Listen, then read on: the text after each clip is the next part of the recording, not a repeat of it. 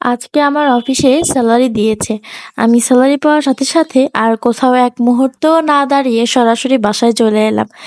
বাসায় এসে ফ্রেশ হয়ে ব্যাগ থেকে স্যালারির টাকাটা বের করে সম্পূর্ণ টাকা আমার হাজবেন্ডের হাতে তুলে দিলাম। তখন সে আমাকে জিজ্ঞাসা করলো, এখানে কত টাকা আছে? আমি তাকে বললাম, নিজেই গুনে দেখো কত টাকা আছে। সে হঠাৎ করে রেগে গিয়ে আমাকে বলে, এখানে 40,000 টাকা কেন? তুমি তো স্যালারি পাও 60,000 টাকা, বাকি 20,000 টাকা কোথায় গেল? তখন আমি তাকে বললাম, বাকি 20,000 টাকা আমি আমার কাছে রেখেছি।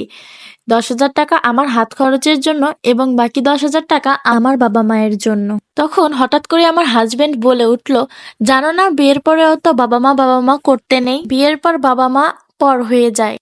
হঠাৎ আমার স্বামীর মুখে এমন কথা শোনার পর আমি আমার বাবা মার জন্য রাখা 10,000 টাকা আমার স্বামীর হাতে তুলে দিই এবং তখন সে বলে, তোমার জন্য যে বাকি 10,000 টাকা রেখেছো সেটা দিয়ে তুমি কি করবে?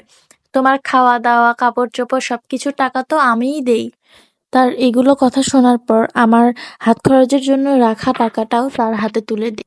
এরপর সবাই রাতের খাওয়া দাওয়া করে রাতে ঘুমিয়ে পড়ি। সকালে উঠে আমার স্বামীর কাছ থেকে 200 টাকা নিয়ে বেরিয়ে যাই অফিসের উদ্দেশ্যে এবং তার হাতে একটি লম্বা ফর্দ দিয়ে যাই আমার কি কি প্রয়োজন সেগুলো নিয়ে আসার জন্য। আমি প্রতি মাসে যাতায়াতের খরচ থেকে কিছু করে টাকা জমিয়ে রাখি, সেখানে বেশ কিছু টাকাই হয়েছে। আমি প্রায় 2 মাস যাবৎ টাকা জমাচ্ছি। সেই টাকা নিয়ে আজ ঠিক করেছি দুটো শাড়ি কিনবো। যেই কথা সেই কাজ, অফিস শেষে চলে গেলাম শাড়ি কিনতে। তারপরে দুটো শাড়ি কিনে বাসায় ফিরলাম। বাসায় ফিরে সন্ধ্যার দিকে আমি আমার শাশুড়ির ঘরে গেলাম তাকে শাড়ি দেখানোর জন্য। তখন আমার শাশুড়ি শাড়ি দেখে বলল, একই কালারের একই কাপড় দুইটা কেন? তখন আমি বললাম, একটা আপনার জন্য এবং একটা আমার মায়ের জন্য। এই কথা শোনার সাথে সাথে আমার শাশুড়ি রেগে গিয়ে বলল, তুমি জানো না বিয়ের পরে মেয়েদের অত বাবার বাড়ি করতে নেই। এত বাবার বাড়ি করলে সংসারে সুখ হয় না, শান্তি হয় না, সংসারে সবসময় অশান্তি লেগেই থাকে।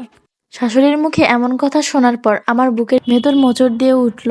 তখন আমি মনে মনে ভাবলাম, আসলেই কি মেয়েদের বিয়ের পরে বাবার বাড়ির প্রতি কোনো দায়িত্ববোধ থাকে না? বিয়ের পর কি আসলেই একটা মেয়ে পর হয়ে যায়? এ সমস্ত কথা ভাবতে ভাবতে আমি আমার রুমে চলে আসলাম। এভাবেই বেশ কিছুদিন কেটে যায়। তারপর হঠাৎ একদিন আমার শাশুড়ি আমার রুমে আসে এবং তার হাতে আমি একটি দামি শাড়ি দেখতে পাই। তাকে জিজ্ঞাসা করি শাড়িটি সে কোথায় পেয়েছে। তখন সে উত্তর বলে যে এই শাড়িটি নাকি তাকে তার মেয়ে দিয়েছে।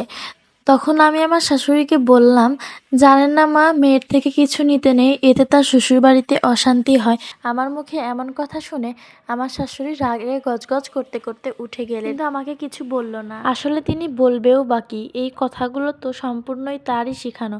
তিনিই তো আমাকে একদিন বলেছিলেন, মেয়েদের বিয়ের পরে বাবার বাড়ি বলতে কিছু হয় না।